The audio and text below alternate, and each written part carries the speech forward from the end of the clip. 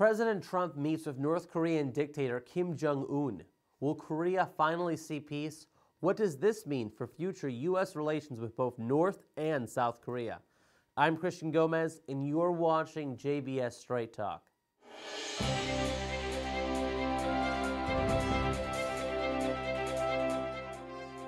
Although President Trump met with North Korea's leader, the U.S. has never extended official diplomatic recognition to North Korea, nor has it had any trade relations.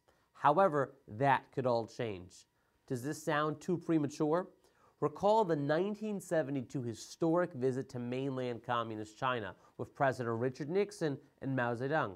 By 1979, only 7 years later, the Carter administration gave diplomatic recognition to Communist China.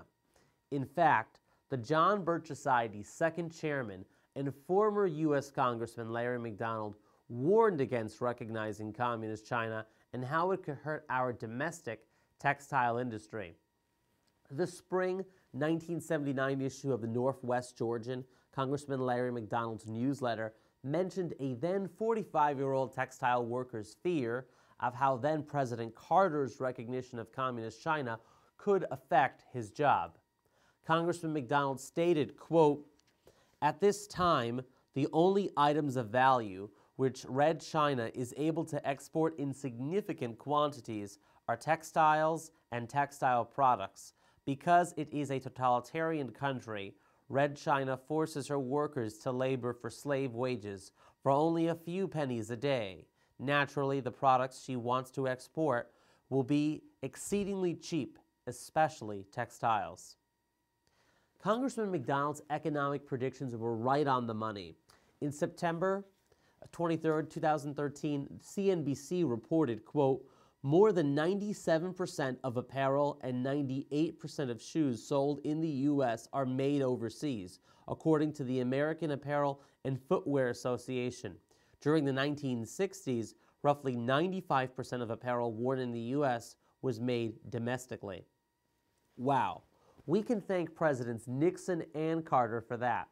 Furthermore, as Congressman McDonald also pointed out, Communist China had no significant supply of U.S. dollars to purchase U.S. goods. So in order for the trade to work both ways, the U.S. gave Communist China money. McDonald said, quote, "Before it can buy any U.S. goods, equipment, or services, it must obtain grants, loans, or credits from the United States. The taxpayer, of course, will be forced to bear the burden of financing or guaranteeing such arrangements.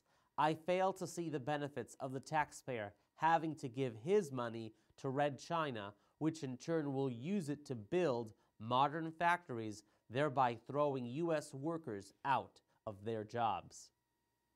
So in comparing North Korea to Red China, will future U.S. administrations secure loans and credits backed by our taxpayers to prop up North Korea's economy? And what does North Korea make in trade? Like Communist China of the 1970s, North Korea also makes textile products. However, most of what it makes and sells abroad are coal briquettes. So will our coal industry bite the dust to North Korea's due to unfair competition of our coal workers and miners to their inexpensive slave labor?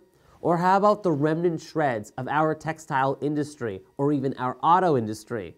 While we may soon officially end the military war with North Korea, we may also find ourselves in the midst of a losing trade war with North Korea, just like we've been and are with Communist China.